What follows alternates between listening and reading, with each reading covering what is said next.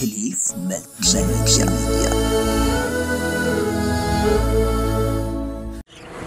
Today upon our side so agree Ya Rabbi Ya Rahmani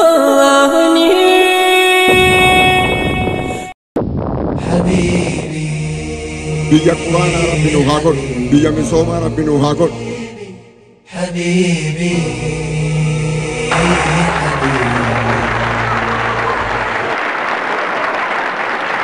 اجعل لها افتكمها نوخني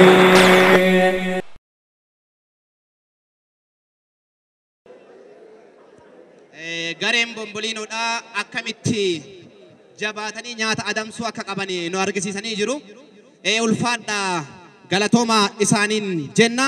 Sagantaan keenya wal duraa duubaan sagantaa babbareedoo mimmiidhagoo bashannansiisoo ta'an hedduu duubatti qabanneeti jirra. Mee Heydar maal jechuu deema? Galatoom isin jechaatanii egaan sagantaan keenya kattaanu sagantaa akkaan eegaatiin akkaan hawaatiin turriidha. Sagantaa maqaa isaa asitti hima inshaallah. An ammoo aadaa kiyyarraa an dinnichaan guddadhe abbaa fetittimi dinnicha hedduu jaalladha waan ta'eef dinnicha keessaa gurguddaa kana dagalii qabee kaaya. Boodarra nyaachuuf jechuudha. Kanaaf namoota gurguddaa hedduu guyyaa iidaati moo lafichuma akka sikkeetta? Guyyaa hundaa'u duuba dinnicha nyaadhan jettu ture. Amma icciitiin baasin warqi illee ni jirti waan ta'eef. Kanatti aansuudhaan mee sagantaan keenya maal ta'a? Eeyyani sagantaan keenya hawaasni bal'aan hawwiin eeggataa jiru hedduu qabannee duubatti dhiyaannee jirra. Egaa kun sagantaa Hamilton TV'n Hiliif Maltii Miidiyaa wajjin wal ta'uudhaan eeyyan kiiloomeetira hedduu qaxxaamuree asuma handhuura qabsoo magaalaa Shaashamannee fi naannawaa isiitti argamaniin asuma galma aadaa bulchiinsa magaalaa Shaashamanneetti kan qopheessedha.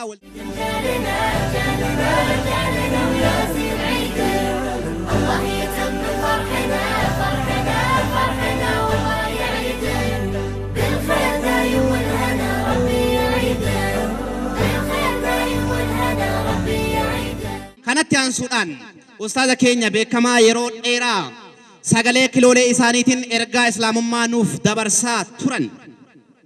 Sagalee isaanii qofaa fageenyarraa dhagahaatiin turre sagaleen isaanii akkaan halaalarraa nama hawwatu sagalee bareeda. Ustaazni keenya nu keessatti argamanii maqaan isaanii maqaa isaaniiti simaas dhibee dhusi. Namni martuun beeka bara sagalee isaa sun dhoofne. Irraa jedhettaati na shidaa santi qoosee. Dhiisitta yoo ka. Nama rafee jira hirribaa dammaqa waan ta'e dhiisi nama rafu jira. Dhiisi wanni martuu abbaa qabdi. Dhiisi namni wanni martuu abbaa qabdi. Jettere. Jedhi yoo jettere. Yoo jechuu taate jedhi. Haa jedhu. Jedhime. Jettanii reesin. Eeyyani ustaazni keenya ustaaz Sheek Ismaa'il Abbaa Milkii. Jidduu keenyatti argamu kallattiidhumaan as bahanii nashiida isaaniis nuuf jecha sagantaa gaafiif deebiis asumaan kan nuuf dhiyeessan miti. Inshaallah. Ustaazni keenya ustaaz Sheek Ismaa'il Abbaa Milkii kallattiidhumaan gara waltajjiitti affeeramtanii jirtu. Allahu Akbar. Munashida guddaa akka afaan Oromootti ustaaz Raayyaa Abbaa Maccaatti aanee namni nashiidaa baay'ee dalagaatiin ture yoo jiraate Ismaa'il Abbaa Milkii. Akkasumami akkasee uumaa shakkiin hin jirtu. Ustaazni keenya illee dhufanii jiru. Allahu Akbar. Allahu Akbar. Allahu Akbar. Ustaaz assalaamu alaykum wa rahmatullahi wa barakatuh. Wa alaykum salaam wa rahmatullahi. Isin illee jedhan jira kanaan. Assalaamu alaykum wa rahmatullahi wa barakatuh. Bismillahi ar-Rahmani ar-Rahim. Alhamdulillahi al-Qa'il.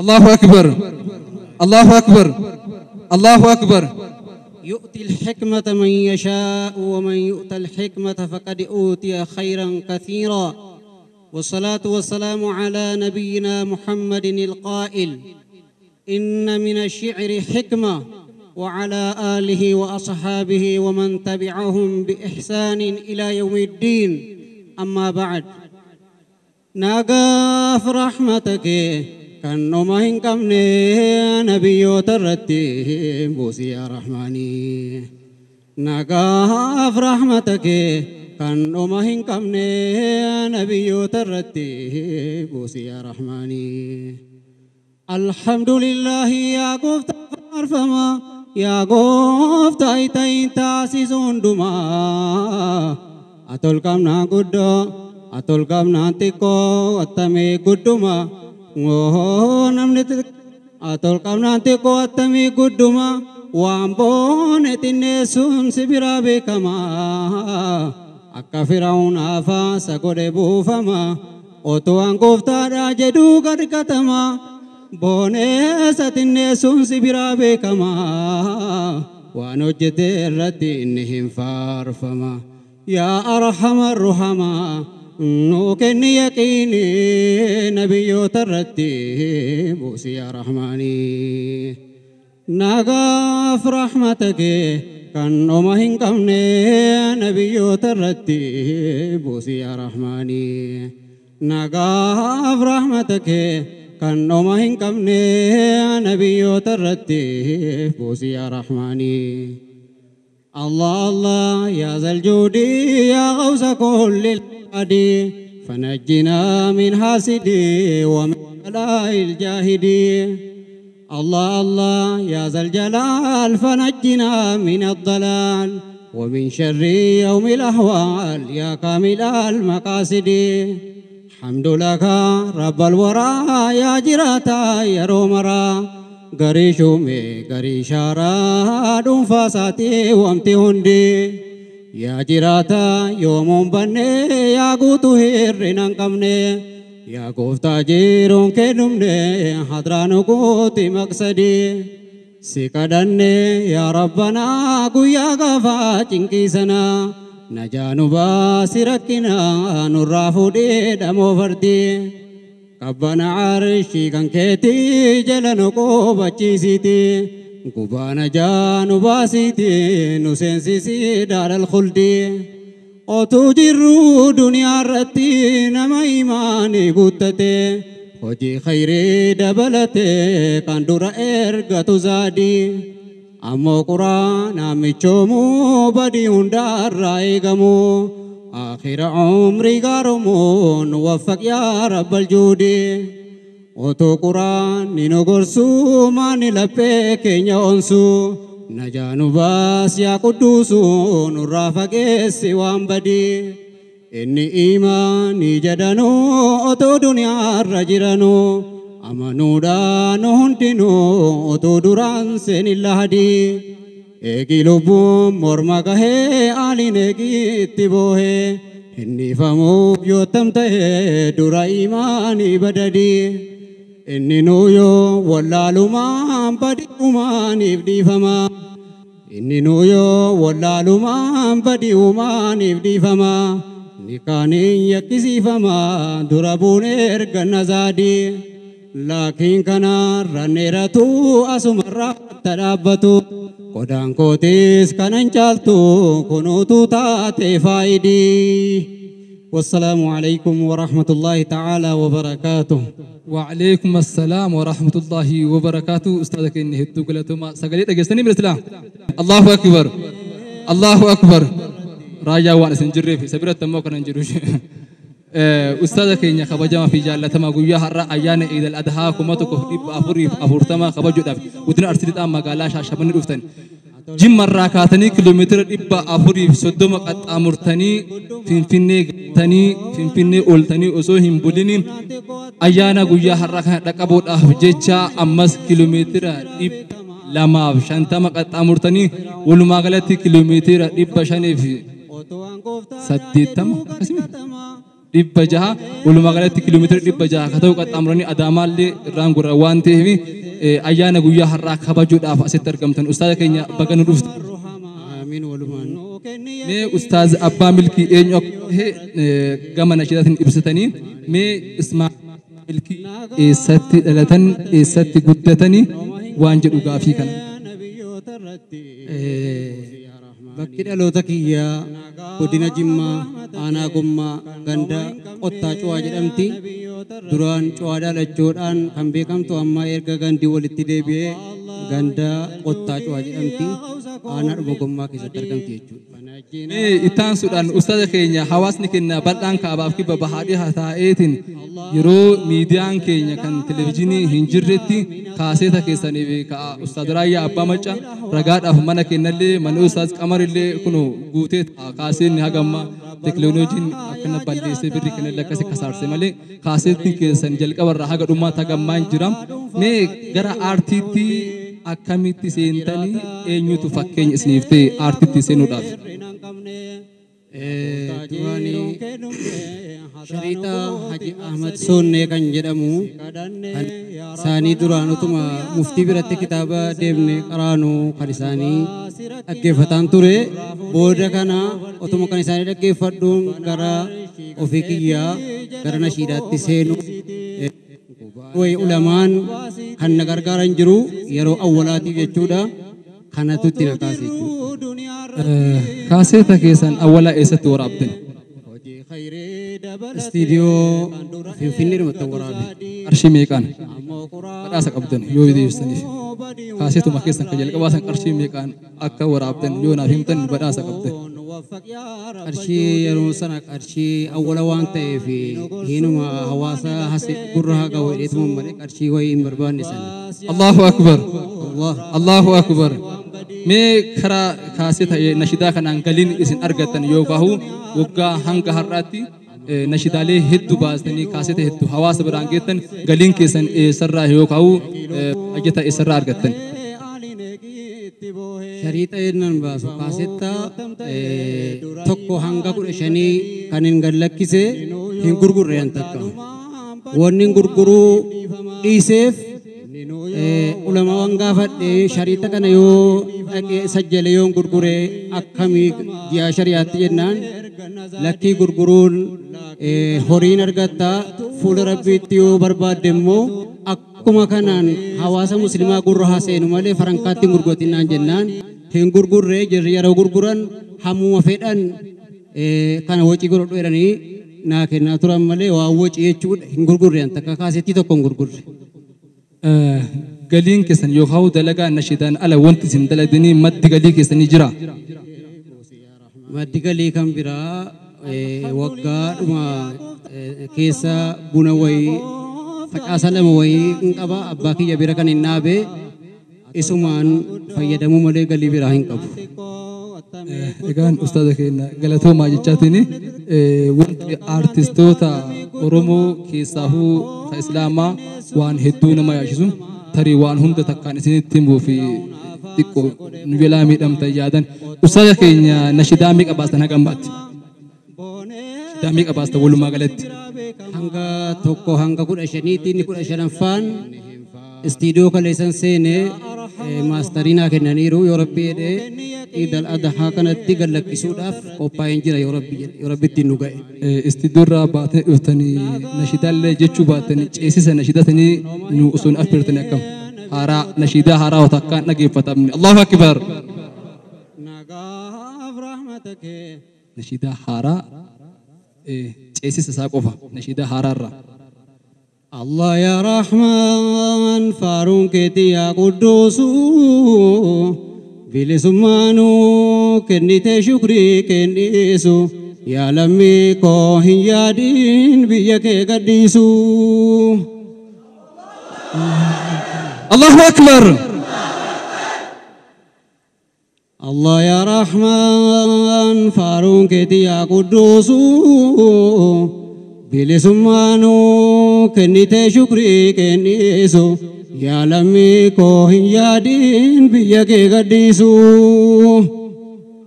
Bismillah jade makakan keti kafnani alhamdulillah farun keti ya rahmani median danun kunonu babbanamani Nur al-Huda da familtan TV wajjini ega galani bu'aa guddaan buusanii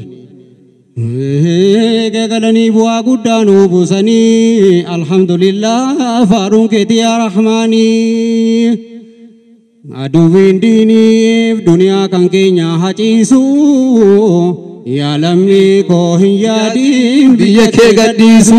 Allahu akbar, Allahu akbar, Allahu akbar. Hiyyaadin biyya kee gadhiisu misooma gaddaa'uu qotachuu bocachuu barachuu barsiisuudha ergaa of keessaa qabu. Ustaaza kiyya gaafii kiyya akkuma itti fufetti jira. Yeroo baay'ee yeroo an xiqqaa ture ustaaz Ismaa'il Abbaa Milkii fi ustaaz Raayyaa Abbaa Maccaa ilmaan adeerraniiti yookaan ilmaan abbeerotaati jechaa turan. Gaafii kana namni kun hundi gaafii isaan keessa jiru isin ilmaan adeerraniiti yookaan ilmaan abbeerotaati. Ustaaz Raayyaa Abbaa Maccaa wajjiniin guddanne wajjiniin baranne Qur'aana sheeka tokko irratti qaraane abbaan kiyyaas abbaan saasi jumaa tokkotti salaatu isa wajjiniin ganama ijoollummaa waaqeenyaa kaanee wajjiniin turre jechuudha. Maasha Allah ammallee rabbi fi dhasanaa baasun jechaatiin ittaan suudhaan ammoo gaafin amma sin gaafachaa jiru gaafii yeroo xiqqaa hawaasni haasa'u waan dhagahe malee waan amma qabatamaatii mitiyyuu ustaaz Raayyaa Abbaa Maccaa fi ustaaz Ismaa'il wadhabbii qabanii jedhan. Dhugama soba. Inni kun ani akkasuma bakkeedhaa dhageenya malee wanni nuu beeynu hin jiru. Jechuma namaa dhageenya wanni namni wal nama jibbisiisuudhaan waan fedhe haasa'uu danda'a. Nuti immoo waan wajjiniin turre jennaan namni hisdii hin dhabu jechuudha. Kanatu hawaasa keessa ka'e. Allahu akbar, Allahu akbar. Kaifan taaneef ifa hagalu ustaaz Ismaa'il Abbaa Milkii yeroo dheeraadhaaf hawaasa isaanii nashiidaalee garaagaraatiin nashiidaa afaan Oromootiin tajaajilaa kan turanidha. Akkasuma nashiidaa baasuudhaatti barreessuulleen dandeettii addaati. Qopheessuulleen dandeettii addaati. Yeedalolleen qopheessuun dandeettii addaati. Ustaaz Xaalibuun fakkuun as jiranii sanirraan dabalatee istiidiyoo yoo seente waan nama yaachisu yeroo baay'ee nashiidaa afaan Oromootiin yeroo dalagan yookaan nashiidaa yeroo dalagan bakka muuziqaa itti qophaa'etti bakka muuziqaan itti dalagamutti nashiidaan dalagamaa jechuudha. Jaalatanii illee jibbitanii illee san akkasii qabadha. Eessa jirraa keessan of beekuu qabdanii nashiidaan hanga ammaa dalagamu abbaa eenyullee barana qofa Raayyaan manatti waraabe malee kuuwwan hundi bakka sirbi itti qophaa'utti qophaa'a. Nu ammoo teekinooloojii irraa hagam akka fagaannee jirru yookaan miidiyaa irraa hagam akka fagaannee jirru kana asumarraa hubachuu dandeenya. Kan ammoo ustaaz Xaalibuu ustaazonni tiiviilee haaraa nu banan Hamilton nu roldaan nu fura abdii guddaan qaba. Akkanama akkanaa miti. Allahu akbar. Ismaa'il Abbaa Milkii gara iddoo isaaniitti deebisaa isaan konkolaataa illee qabanii waan ittiin deeman illee qabanii isin kabajuudhaaf jaalala keessan tokkummaa keessan hawaasa achii qabanii isin abdatanii dhufanii gara dhaamsa yookaan yaada dhumarra yoo qabaattan yoo qabaannis gara bakka keessanii Allahu akbar, Allahu akbar dhaamsa keessanii. Amsikiyya alhamdulillahi rabbil alamin rabbiin waan joo garbicummaan irraa kaase kana rabbi nutti hin deebisin. Waan joo garbummaan irraa bu'e kun lamuu nutti hin deebi'in. Aduwwi rabbi nurraa haa qabu. Rabbiin aduwwiin bakka jirutti bismillaahi nutti dhaabatee jiru bismillaahi amma nurraa gadi bu'eera rabbi nutti hin deebisin. Egaa ayyaana Iid al-Adhaa waggaa 1440 baga rabbittiin nu gahe jechuudhaan wassalaamu alaikum wa rahmatullahi ta'ala wa barakaatuh.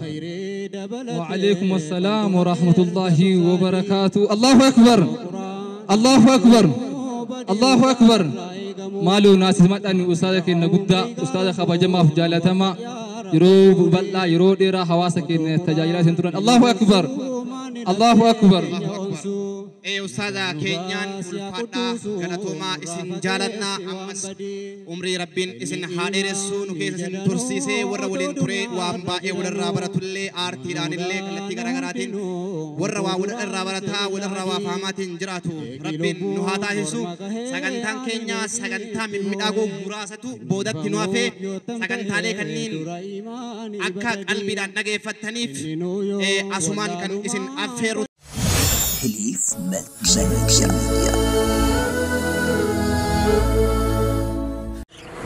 Today upon our side so يا ربي يا رحمن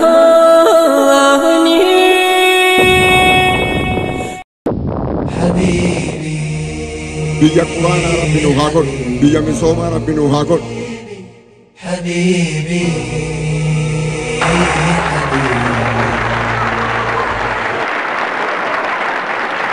اجعل لهفتكم